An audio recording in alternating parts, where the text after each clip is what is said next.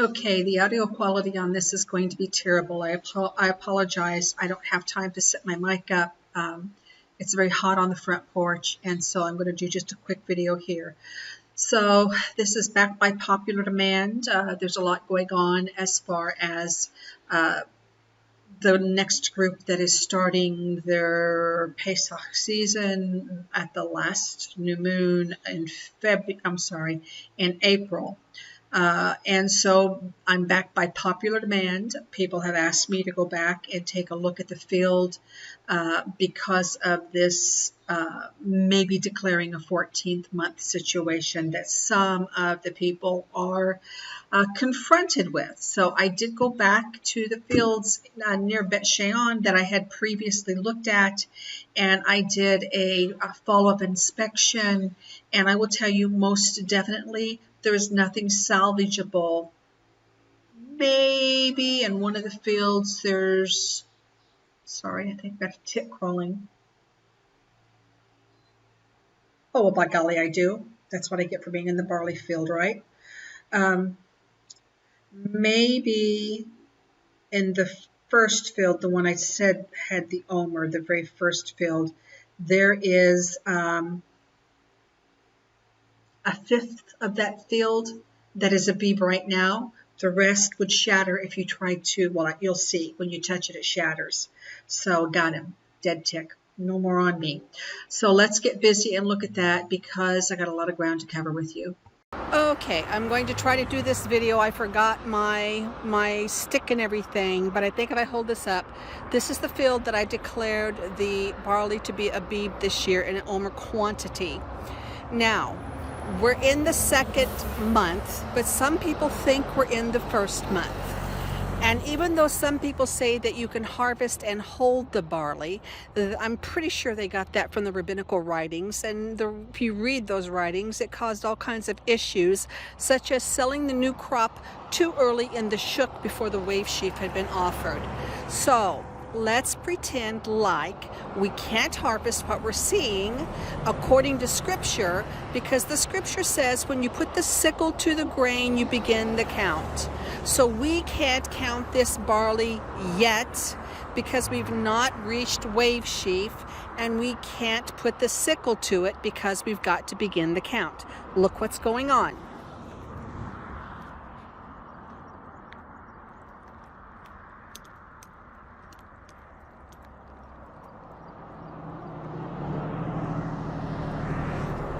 Now, if you remember, Joe DeMond said he went up the side along the trees, and it was basically what Devorah said when she inspected it, quote unquote, cotton on this end. But look what has happened. She was here, I think, March the 20th or March the 19th.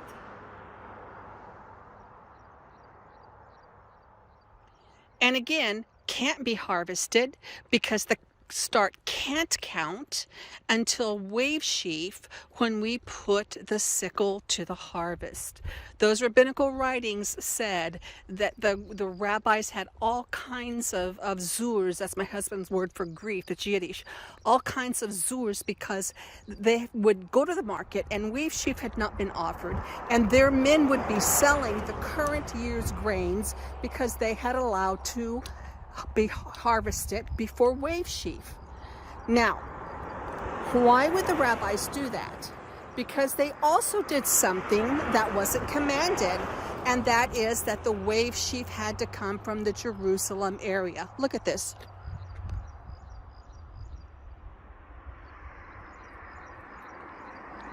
We're going to go up here on this south end that was so amazingly early. I'm sorry guys, I don't want to walk over in there. And if you saw me the first year I harvested barley, it took me 2 years to get brittle barley out of my shoes. When I went in and it looked like, well, not as brown as this. So I'm going to go up on this south end up here, and we'll look at that early stuff where we declared the omer, where I declared the omer, where Joe verified the omer. And we're going to see what it's doing. My goodness, there's so much barley out there that, and this, and the rest of that's not going to make it for 2 more weeks. that whole field's going to be lost. I'm going to go around to some of the other fields that I was looking at in this area to see exactly what's going on with them. If this is in this condition, I'm sure they're pretty much in the same condition. It may look slightly different because the terrain has a lot to do with the way the barley ripens. I'm going to pause you, walk down to the south side. I'll bring you back with me. Okay, here we go. I'm going down into this south end, and we're going to see what we can see.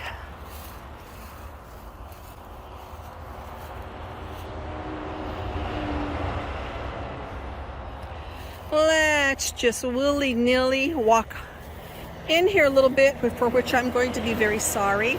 Oh my goodness. Did you know that barley, when it shatters, it stands back up because the weight of the head is light? Look at all of our standing, shattered barley in here. Here we go. Standing up, shattered. Standing up, shattered. Shattered.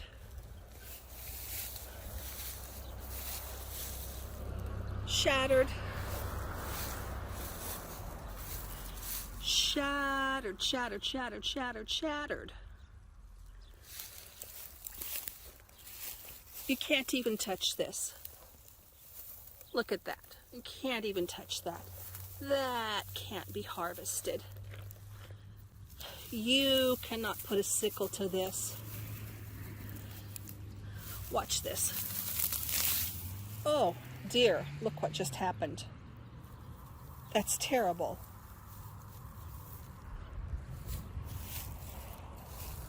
And all of this is at that stage. Look at the shattered barley. This poor guy has lost his whole field if he is keeping this month as Pesach, because again, I don't care what anybody tells you, Scripture commands that if you're going to put the sickle to this, the count has to have begun.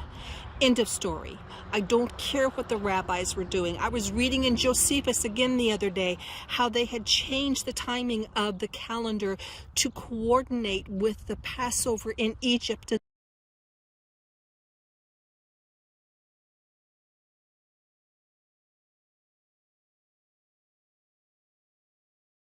And so they kept it in Aries.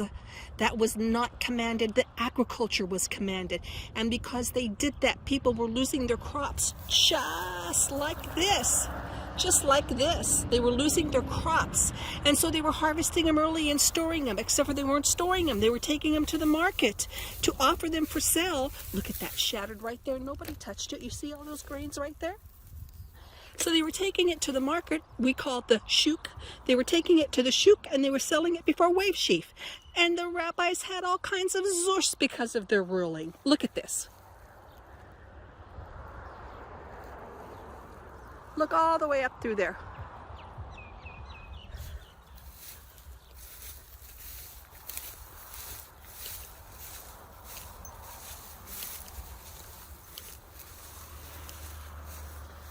Look at these shattered, shattered, shattered, shattered, shattered, shattered, shattered, shattered.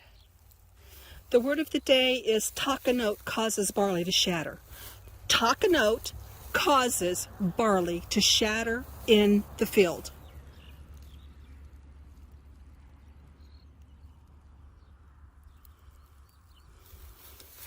Well, I think you've seen enough at this location. Okay, this is a second field in Tel Teomim that I have been watching. I brought Joe and I brought Randy here. Again, we can see that the heads are starting to come back up as the barley is shattering. This is not a whole head of barley.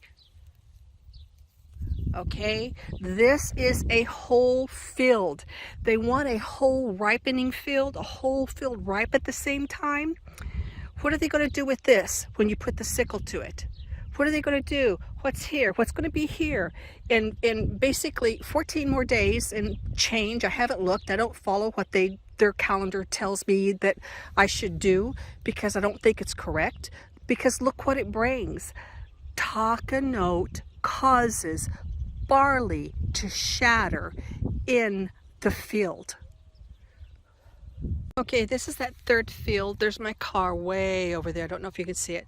I don't know if I posted anything on this field, because remember, I'm just looking for a first omer when I go out.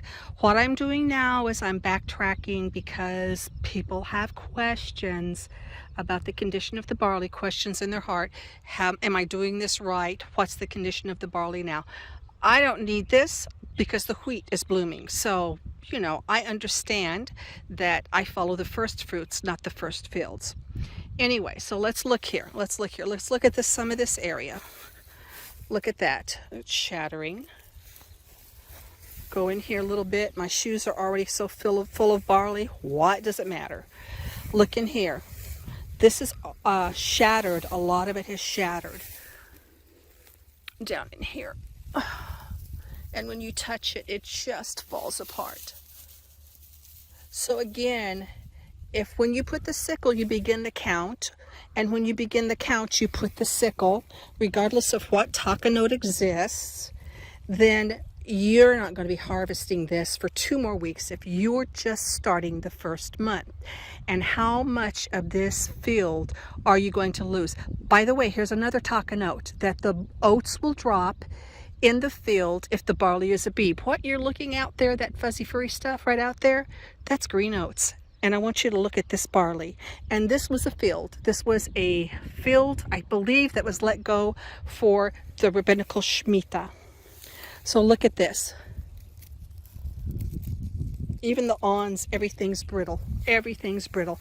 All of this in 2 weeks, all of this will be on the ground. There'll be nothing you can put the sickle to, because when you put the sickle to it, let me get a handful. Handful. Look what happens. You can't put the sickle to that. Just can't do it. It should have been harvested, well, in our first month, because the wave sheaf had been offered. Farmer could be out here, just like we read about in Ruth, harvesting the ready bits and leaving the other bits till later. They harvested for several days, not just one day. Look at this. Isn't it beautiful? Those red stalks tell you the condition of that barley.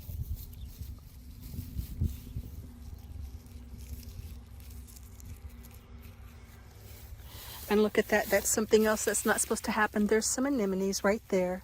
Little bitty anemones. Little bitty ones. Oi. He just broke all to pieces, but that's a little anemone. Okay, this is the final stop on the circuit today of going back to look at fields that I've been considering before. Yes, this is a bit hilly, and I know that there is a takanot out there that says it has to be a flat field, and it can't be something rolling like this. But what is it Joe said? Elohim planted it, my father planted it. My father planted this. And you'll see that there are just places which, you know, that shouldn't be brown like that. Everything that I was told by a man is that will ripen later, and this up here will ripen first. But look at that. There's a place right there. I can see, don't know if you can, I can see some shattered barley down in there because the little stalks are standing straight up without grains. But if this farmer as well had to wait 2 weeks to harvest this, he would have lost everything. Everything. Part of the problem, I believe, is people don't get off the beaten path and look for barley. There was lots of areas I saw barley this year that I would love to have accessed and tried to access, many locations, and could not get to. So all over in there on that flat area, all of that. I can see little stalks already standing back up. I'm sure you can't see them from the camera, but I can see them. So I don't know what more I can tell you. I've done my best to bring you evidence from Israel, and I've come back a second time, and this is the condition of the barley, and the wheat is blooming. Got up this morning and a whole bunch more of it was blooming, and it's going to be ready first part of May. So some of you are a month behind. Well, it was a little rough and hard talking. I'll be the first to admit it, and I don't apologize. I understand that you guys don't touch what I touch. If I have proved myself a faithful servant and been very truthful in my reporting, which nobody has ever come behind me and said that I did not describe the barley in a accurate manner. They may not agree with what I see the scripture saying, but they have never said that I am dishonest. And so, yeah, I didn't want to go back out there. It was necessary. It was hot. My clothes are full again of barley because it's past harvest ready, and that stuff goes through your trousers, it goes into your shoes. I had barley sticking in my socks that were on, and the soles of my socks inside of my shoes, and ticks. And this is the time of the year that the snakes begin to crawl, but I'm not afraid of them. But all of those things together, it was just really not a pleasant experience. But I get it's necessary. So we're going to end the video on a good note, and I'm going to show you what the wheat looked like this morning. I'm going to tell you that the area from Menahemiah unto Bet Shean is probably a month ahead of what we have here in the Galilee. We're still green in the Galilee, and starting at Menahemiah, the brown just has already taken over that whole alley all the way up that Jordan Valley. So what you're going to see in the next video is green, because we're green in the Galilee. And this is why you have to go out and hunt for the barley. And when you find some barley you think is going to qualify, then you need to hunt the region. I said this and I'm going to say it again. The land of Israel is constantly changing. Shemitah was a great opportunity this year. The rabbinical Shemitah was a great opportunity to see places with fields of barley that had not necessarily ever been in barley before. So let's end on a positive note, and let's look at some beautiful Immer that's in full bloom and that will be ready the first part of May. Well, good morning. I decided not to do a live because, as you can hear, there's lots of work in the background, and I don't know, maybe it'll pick up better and the quality will be better if it's recorded. I just want to show you all this beautiful, gorgeous, blooming wheat today. Look at all of that. See if I can pull that up. You see all the blooms on the wheat?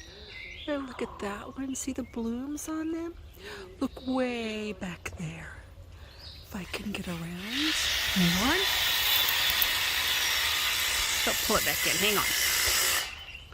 So right there, back in the background, way back in the background. See him? All of this beautiful blooming wheat as far as you can see, standing tall above the green oats. Isn't that a picture? Isn't that a picture of what Elohim is doing? Green oats that have not fallen. Barley back there that's a beeb. They're a beeb now, our version of a beeb, but it's later than the first Omer, with green oats and blooming wheat. It's breaking all the man-made rules and cycles that have been established over the years. See that blooming wheat? Right here in green oats, which, by the way, those will be coming out. I will be taking them out of their little holder and throwing them away because I will be pulling the weeds this year and doing a regular planting for next year. But just look at that. And with this heat, oh, things are going to happen so fast.